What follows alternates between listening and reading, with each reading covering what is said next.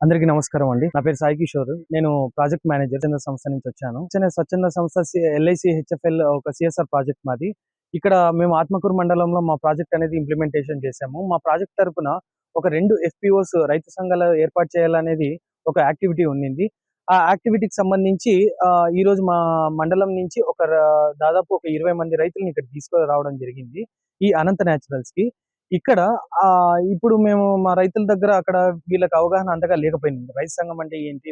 రైతు సంఘాల వల్ల వచ్చే ఉపయోగాలు ఏంటి అనేది పెద్దగా అవగాహన లేకపోయింది వాళ్ళకి. ఎప్పుడైతే దాదాపు ఒక 2, 3 వీక్స్ కిందట మేము పార్థసారథి సార్‌ని కలవడం జరిగింది. కలిసి ఇట్లా ఒక రైతుకి ఒక టెక్నికల్ గైడెన్స్ ఇప్పించాలని కోరుకున్నాము.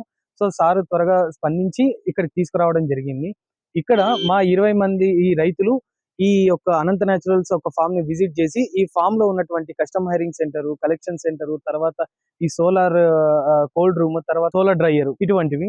దీని వల్ల లాభాలు ఏంటనేది ప్రతి ఒక్కరు చాలా బ్రీఫ్ గా తెలుసుకున్నారు. ఇప్పటి వరకు వాళ్ళు బయటంతా థియరీ పార్ట్ నేర్చుకున్నారు, కానీ ఇక్కడ కల్లారా చూశారు. సో దీని వల్ల లాభాలు చాలా ఉన్నాయి.